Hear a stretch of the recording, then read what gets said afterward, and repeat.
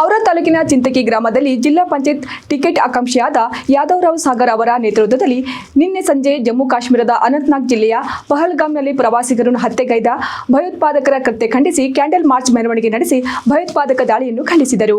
ಗ್ರಾಮದ ಭವಾನಿ ಮಂದಿರದಿಂದ ಬಸವೇಶ್ವರ ವೃತ್ತದವರೆಗೆ ನಡೆದ ಕ್ಯಾಂಡಲ್ ಮಾರ್ಚ್ನಲ್ಲಿ ಚಿಂತಾಕಿ ಜಿಲ್ಲಾ ಪಂಚಾಯತ್ ವ್ಯಾಪ್ತಿಯ ಬಿಜೆಪಿ ಕಾರ್ಯಕರ್ತರೆಲ್ಲರೂ ಸೇರಿ ಭಯೋತ್ಪಾದಕರ ದಾಳಿಗೆ ಬಲಿಯಾದವರ ಆತ್ಮಕ್ಕೆ ಶಾಂತಿ ಸಿಗಲಿ ಅಂತ ಕೆಲ ಕಾಲ ಮೌನಾಚರಣೆಯನ್ನ ನಡೆಸಿ ಭಾವಪೂರ್ಣ ಶ್ರದ್ಧಾಂಜಲಿಯನ್ನ ಸಲ್ಲಿಸಿದರು.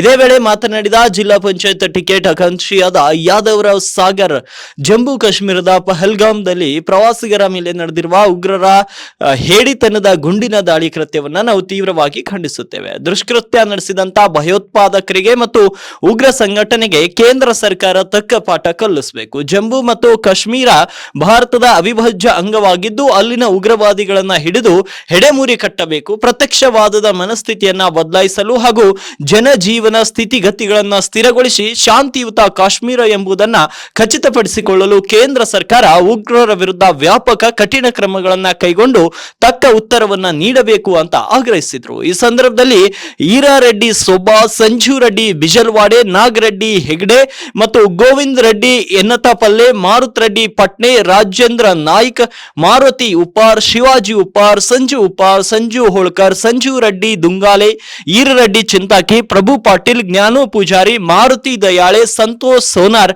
ಗೋವಿಂದ್ ಅವಲ್ಗೊಂಡೆ, ರಾಜು ಕುಂಬಾರ್, ಜೈವಂತ್ ಮೇತ್ರೆ ಸೇರಿದಂತೆ ಇನ್ನಿತರರು ಇದೇ ವೇಳೆ ಉಪಸ್ಥಿತರಿದ್ದರು.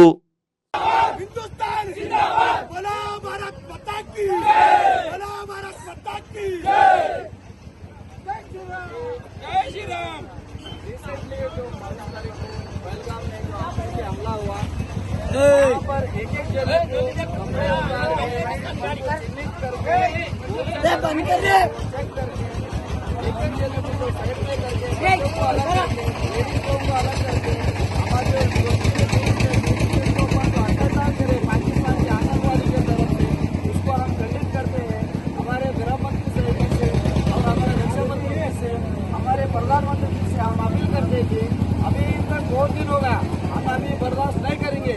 जितना जल्द हो सके उतना जल्द एक के बदले हम 1000 लोगों का आतंकवादियों का खात्मा करना हम चाहते हैं. उसके विरुद्ध में आज हम कैंडल मार्च निकाले और जितने भी हमारे जो भी निर्दोष लोगों को उन्होंने गोली से मारे हैं